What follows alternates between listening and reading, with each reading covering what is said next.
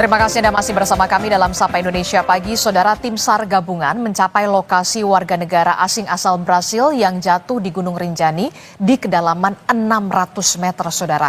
Korban ditemukan dalam kondisi tewas.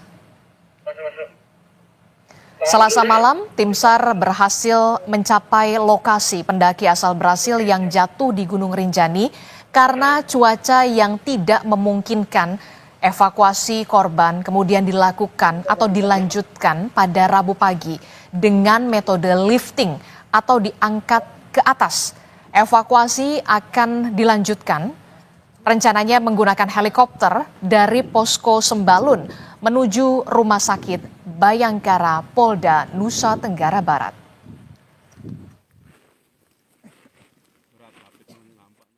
Satu orang rescuer dari Basarnas atas nama Hafid Hasadi berhasil menjangkau korban pada kedalaman 600 meter.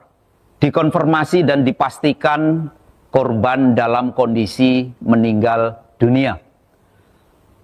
Selanjutnya terhadap korban dilaksanakan wrapping survivor. Dikarenakan cuaca yang tidak memungkinkan dengan visibility atau jarak pandang yang sangat terbatas, maka diputuskan evakuasi korban akan dilanjutkan pada hari Rabu tanggal 25 Juni 2025. Sementara itu, saudara, Balai Taman Nasional Gunung Rinjani menutup sementara jalur menuju puncak demi mempercepat proses evakuasi pendaki asal Brasil. Penutupan jalur dimulai 24 Juni sampai dengan batas waktu yang tidak ditentukan. Seluruh akses menuju puncak Rinjani ini ditutup sementara demi menjaga keselamatan tim SAR yang bertugas. Penutupan perlu dilakukan mengingat medan evakuasi yang terjal dan tentu saja rentan terjadi longsor. Ini kita belum bisa pastikan kapan, tetapi artinya sampai selesainya evakuasi ini. Sampai selesai evakuasi, kita lihat kondisinya mungkin sudah tidak ini lagi, kita akan tutup segera. Ya. Artinya ini bukan penutupan total ini Gunung Rinjani. Ini hanya penutupan pada di Pelawangan 4 sampai Summit gitu. Tapi yang lain-lain silakan danau silakan bisa tutup. Tempat-tempat lain, jalur-jalur lain masih bisa. Hanya ke Summitnya saja ini, dari Pelawangan 4 puncak, ya. Ini untuk memperlancar proses evakuasi dan untuk keselamatan pengunjung dan ini tim evakuasi. Kita sudah bersama dengan pendaki profesional yang juga pendiri El Pala. Sudah bergabung bersama kami di studio. Sudah ada Mas Dar Edi Yoga. Selamat pagi, Mas Dar. Selamat pagi, Mbak. Iya, apa kabar? Luar biasa. Ya, alhamdulillah sehat ya. Tapi sebelum kita membahas bagaimana soal karakteristik Gunung Rinjani yang kita tahu memiliki ketinggian 3.726 meter di atas permukaan laut. Sebelumnya kita akan simak bersama dulu bersama dengan pemirsa Kompas TV terkait dengan sejumlah data Gunung Rinjani. Kita akan lihat bersama, dipersilahkan kita lihat ini adalah Gunung Rinjani yang memiliki ketinggian 3.726 meter di atas permukaan laut, saudara. Dan kita tahu pendaki warga negara Brasil meninggal ini setelah jatuh di area jurang di Cemara Nunggal yang kita tahu cukup ekstrim menuju puncak, saudara.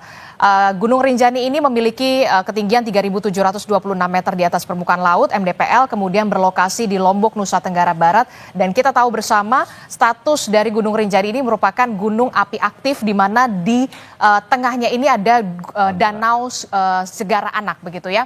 Kami akan rangkum syarat pendakian Gunung Rinjani berdasarkan keputusan Kepala Balai Taman Nasional Gunung Rinjani. Nah, kalau kita lihat, ini calon pendaki harus melakukan registrasi online pastinya melalui aplikasi iRinjani. Lalu wajib memiliki asuransi jiwa dan untuk mendaki, saudara, Gunung Rinjani, Anda ini tidak boleh sendirian. Tidak boleh sendirian. Dalam satu kelompok ini minimal harus 2 orang. Nah, khusus untuk warga negara asing, tentu saja wajib didampingi pemandu ataupun guide dan juga porter lokal. Tentunya juga wajib membawa identitas diri dan surat keterangan sehat. Sebenarnya, saudara, untuk jalur pendakian sendiri, Kami akan berikan pemahaman kepada Anda. Ada beberapa jalur pendakian yang memang sudah dibuka. Yang pertama ada 6 pintu masuk Rinjani, tapi dari data Rinjani Nasional Park.id memang ada 4 pintu masuk pendakian yang sering atau menjadi favorit pendaki. Yang pertama adalah melalui jalur Sembalun. Jalur Sembalun ini adalah jalur utama di mana biasanya pendaki-pendaki pemula, wisatawan-wisatawan asing ini masuk melalui jalur Sembalun. Oke. Dan yang kedua adalah sekitar 90% pendaki ini masuk melalui pintu jalur Sembalun. Kemudian ada juga jalur Senaru. Kemudian juga ada Timbahnu dan juga Aikberik. Sebenarnya juga ada Sembalun, Senaru dan juga Torean. Torean itu biasanya jalur untuk turun setelah kita mendaki Gunung Rinjani. Dan kita tahu saudara, pendaki asal Brasil Juliana Marins jatuh ke dalam jurang di kawasan Gunung Rinjani dan titik jatuhnya ini berada di sekitar Cemara Nunggal yang dikenal kita tahu ini merupakan jalur ekstrim menuju puncak Gunung Rinjani. Kalau kita review kembali melihat data Balai Taman Nasional Gunung Rinjani di tahun 2024 di tahun kemarin, kecelakaan di Gunung Rinjani ini didominasi karena jatuh dan juga terkilir, saudara. Ada setidaknya 43 pendaki yang mengalami jatuh dan juga terkilir, accident-nya. Kemudian juga ada tersesat. Tersesat ada 3 pendaki, kemudian karena faktor sakit juga ada 12 pendaki, kemudian ada gangguan binatang dan juga korban meninggal dunia. Sebenarnya kalau kita lihat di tahun 2025, datanya di tahun 2025 saja kemarin di bulan Mei itu ada pendaki asal Malaysia yang juga meninggal dunia akibat tergelincir di Gunung Rinjani, tepatnya di jalur Torean. Begitu ya. Untuk mengetahui bagaimana sebenarnya kita tahu peristiwa ini banyak sekali disorot oleh dunia internasional. Gunung Rinjani punya ketinggian 3.726 meter di atas permukaan laut, statusnya gunung aktif dan banyak sekali wisatawan, pendaki, pemula ingin menaklukkan dalam tanda kutip ya Gunung Rinjani ini. Pak, karakteristik sebenarnya Gunung Rinjani ini seperti apa? Ya, Gunung Merapi Rinjani ini kan memang salah satu destinasi yang sangat favorit bagi para pendaki. Betul. Karena bagi para pendaki kalau belum ke Rinjani itu belum mendaki gunung katanya. Ya. Namun untuk mendaki gunung apapun kita harus mempersiapkan diri. Mempersiapkan diri mulai dari fisik, peralatan, dan pengetahuan tentunya. Dan untuk Rinjani sendiri sebenarnya medan yang didaki lewat Sembalun itu tidak begitu sulit. Tidak begitu terjal karena dia lebih landai, kemudian membutuhkan sampai camp terakhir itu sekitar 8 sampai 9 jam pendakian. Beda halnya kalau lewat Senaru. Senaru itu bisa 13 jam dan agak mutar dia. Dan sebenarnya kalau cuaca di gunung itu memang susah diprediksi. Betul. Kadang kita merasa oh cerah nih, tapi begitu sampai pendakian di atas berubah tiba-tiba. Itu bisa saja terjadi. Dan untuk Rinjani ini musim pendakiannya ya lebih baik itu ini sebenarnya musim pendakian.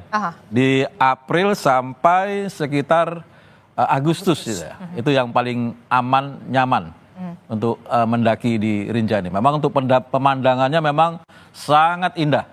Paling indah lah kalau gunung-gunung yang ada di Indonesia itu ya memang Rinjani. Karena dia gunung nomor 2 tertinggi untuk gunung berapi di Indonesia.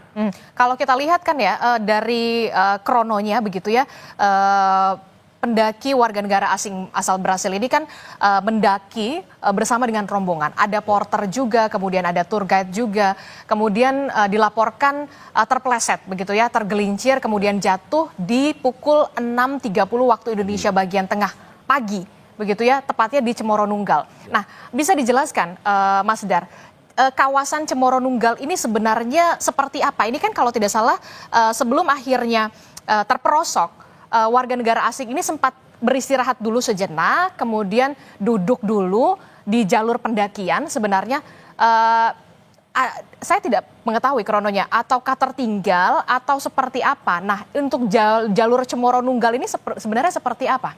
Ya sebenarnya jalurnya ini ya terbuka ya, karena kan tidak ada pepohonan. Tidak ada vegetasi di sana? Tidak ada vegetasi, jadi hanya hamparan pasir aja.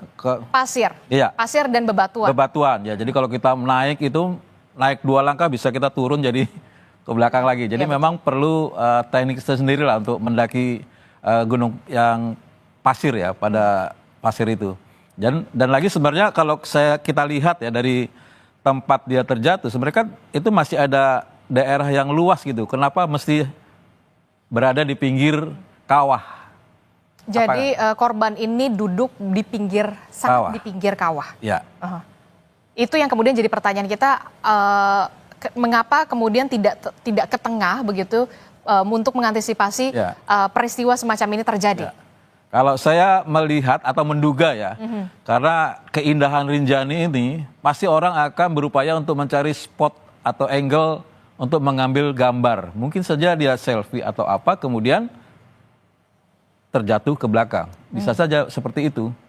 Banyak inilah faktor yang membuat kenapa dia mesti duduk di pinggir kawah. Padahal kan masih ada. Iya, memang jalur sangat ini, besar. kalau kita lihat ya, pemirsa Kompas TV di foto ini kan memang sebenarnya ini daerah Cemoro Nunggal dan sebenarnya di sebelah sana itu masih bisa untuk duduk ya di tengah-tengah ini.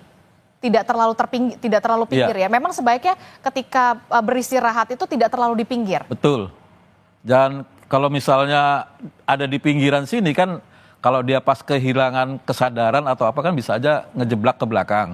Betul. Nah, tapi kalau saya sih menduga fisiknya ini kan seorang petualang. Petualang ya menurut saya ini faktor karena kesalahan sendiri, karena abai. Itu menurut saya, pendapat saya. Oke, kalau kita lihat ini kan konturnya ini kan berpasir dan juga berbatu begitu. Apalagi ketika korban ini sempat untuk izin istirahat, oksigen di atas sangat tipis begitu ya.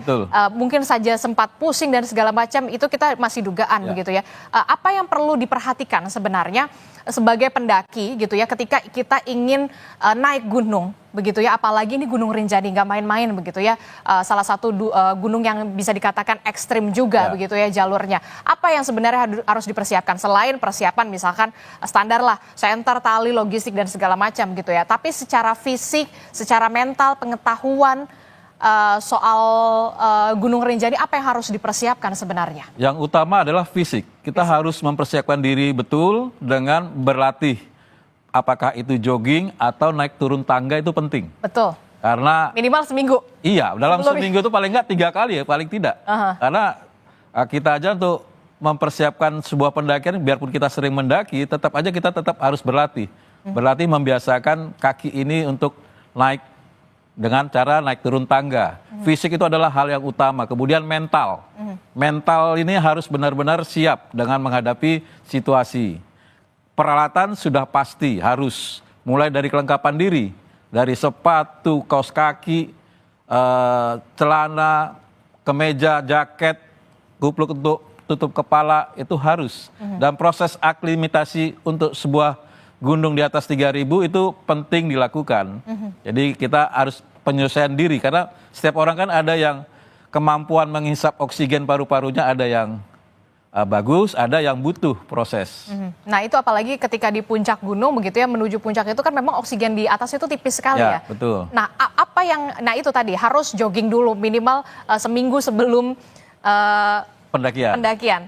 Selain itu apalagi? Kalau kita lihat kan itu terjatuh 6.30. Kemungkinan apakah kerombongan ini bermalam dulu di Segaranak atau kemudian dari memang pos kandang sapi itu langsung naik ke atas atau seperti apa kalau dari pengalaman Anda? Ya kalau dari pengalaman kita itu biasa dari pos terakhir kita ngecamp, subuh jam-jam 3 kita itu sudah melakukan summit attacks. Nah itu memang situasinya gelap, tapi kalau misalnya dia jam 6 itu udah terang di sana, karena kan mataharinya duluan. Jadi kalau di pemberitaan ada mengatakan karena gelap segala macam, saya sih enggak ya. Enggak, karena memang 6.30 waktu Indonesia bagian tengah itu sudah memang terang dan cerah begitu ya.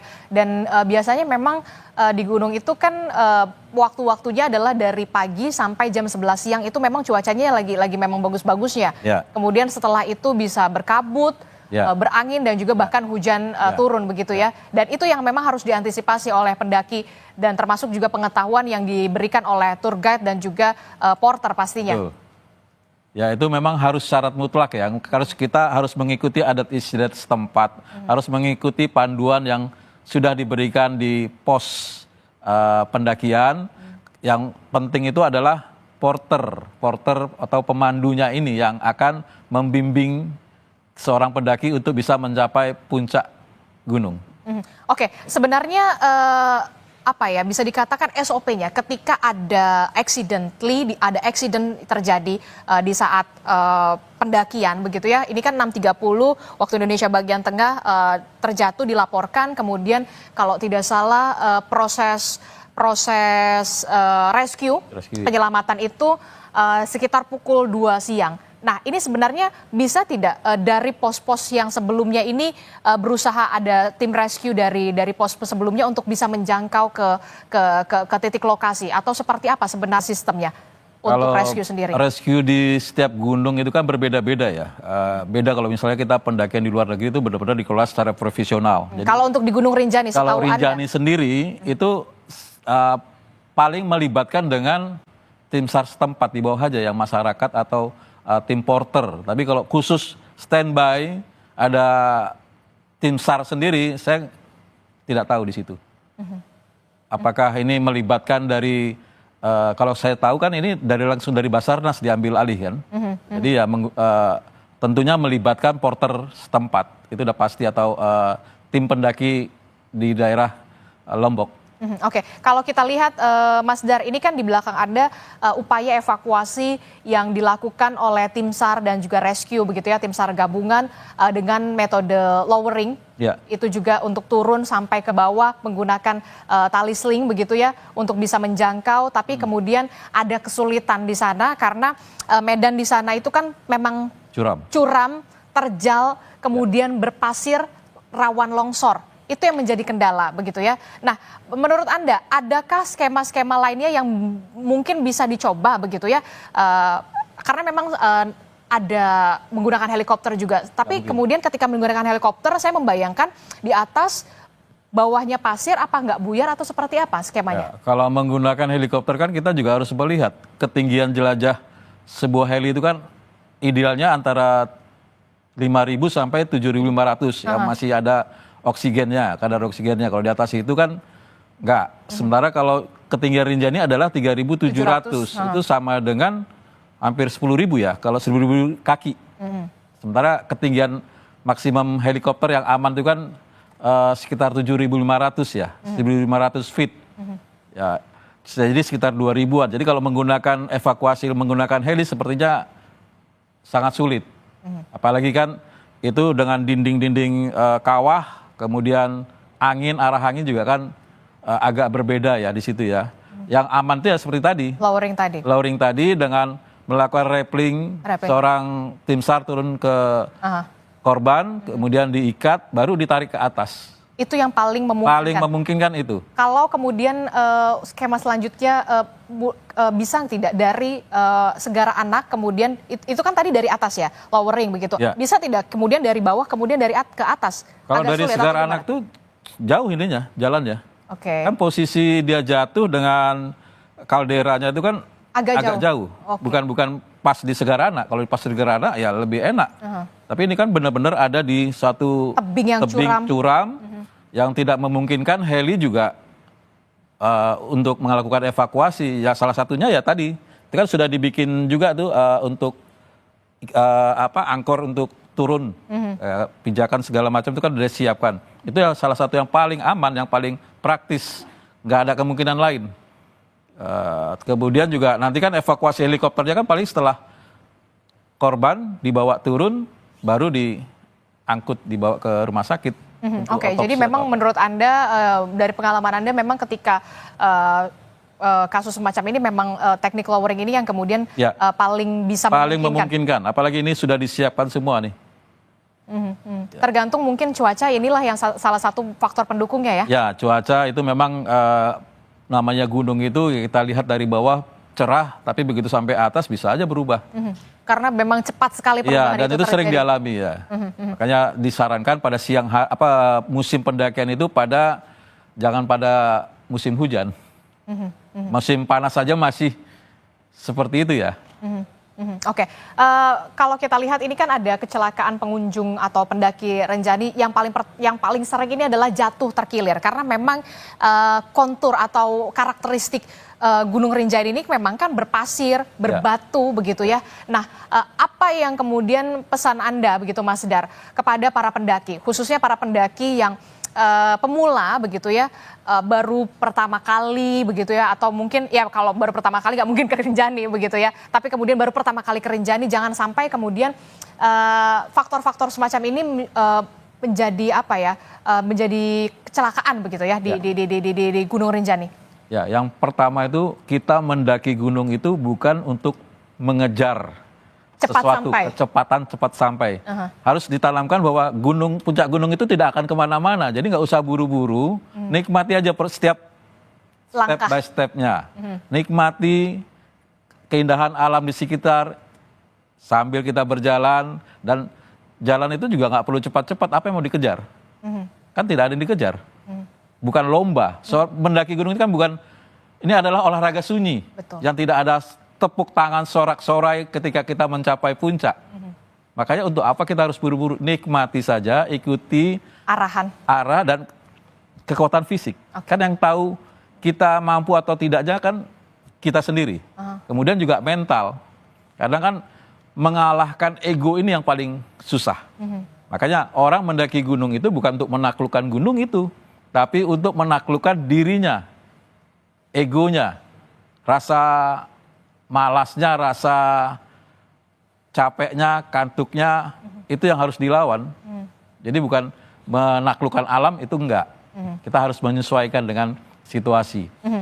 Termasuk juga soal jalur pendakian. Jalur pendakian itu kan yang paling common adalah dari Sembalun. Karena memang Sembalun ini adalah jalur yang paling bisa dikatakan dalam tanda kutip paling mudah, tidak terjal, lebih cenderung datar, padang savana dibandingkan jalur Senaru ataupun Torean yang bisa dikatakan bahkan disebutkan Jurassic Park-nya Indonesia. Betul. Nah, itu yang kemudian apa yang bisa dipesankan kepada para pendaki soal masuk melalui jalur mana yang memang seharusnya kalau memang merasa masih pemula dan masih belum berpengalaman, ya lewat mana, kalau mau tantangan lewat mana, begitu.